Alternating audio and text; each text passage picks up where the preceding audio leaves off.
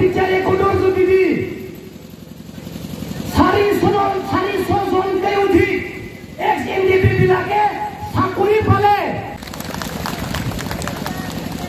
এই কোনৰ যোগেদি বিচাৰৰ ডেভেলপমেণ্টৰ কাৰণে 1500 কোটি পইচা দিয়া হ'ল। ভাল হৈছে হা? কিয় আপোনালোকে এই কিবা চাকৰি পাইছে পোৱালে যদি কি হাত চাকৰি মাৰিছে হা?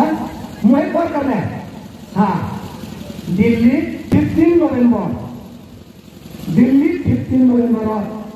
দিল্লীৰ এজন ডাঙৰ নেতাই কৈছে এই বিদ্যালয়খনৰ যোগেদি 400জনকৈ অধিক ex-NDP বিলাকে চাকৰি পাইছে বুলি কৈছে, কিন্তু এজনো চাকৰি পোৱা নাই। মাৰিছে ভাল লাগিছে, এজনো চাকৰি পোৱা নাই। লিডাৰবিলাকে হাত চাপৰি মাৰিছে। দিল্লীত এফচু আছে, বড়ো ছাত্ৰ সভা আছে, এটাও পইচা 1500 কোটি এটাও পইচা পোৱা নাই। তথাপি লিডাৰবিলাক মাৰিছে। ভাল লাগিছে না? মাৰ্চেণ্ট ফেমিলি বিলাক এটাও পইচা এতিয়ালৈকে গোটেইখিনি পাবলৈ সক্ষম হোৱা নাই, মাৰিছে। এইটো আমাৰ বড়ো সাহিত্য সভা এফচু ইউপিপিএল বিলাকৰ হাত মাৰা ষ্টাইল। বিচাৰ ৰেকৰ্ডৰ যোগেদি হাজাৰ চাকৰি পাইছে, আমি হাত চাকৰি মাৰা নাই।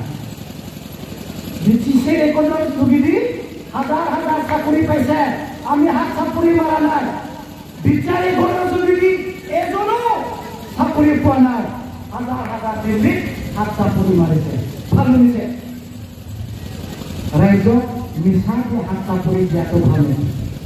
আপোনালোকে মিছা মই কৈছোঁ, আপোনালোকে হাত চাকৰি মাৰি আছে। দিল্লীত হাত চাকৰি মাৰাৰ কাৰণে মানুহ লাগিছে আমাৰ বৰ্তমান লিডাৰবিলাকে দেই। তাৰ কাৰণে আপোনালোকৰ মাজত এদিন আহি আপোনালোকৰ ভালকে ৰাজনীতিৰ কথা কম। আজি 1%হে কৈছোঁ, 99% আৰু বাকী আছে, সময় আহি আছে। বিটিচি ইলেকশ্যন হ'বলৈ আৰু বেছি দিন নাই, অনলি 200 days।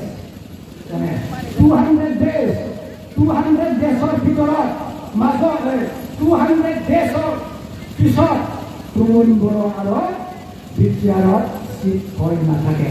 ইয়াৰ চিয়াৰ তেখেতৰ চিয়াৰ 200 দিনৰ পিছত বাবা আৰু নাই। অনলি 200 days দেখিলে নাথাকিব। Thank U.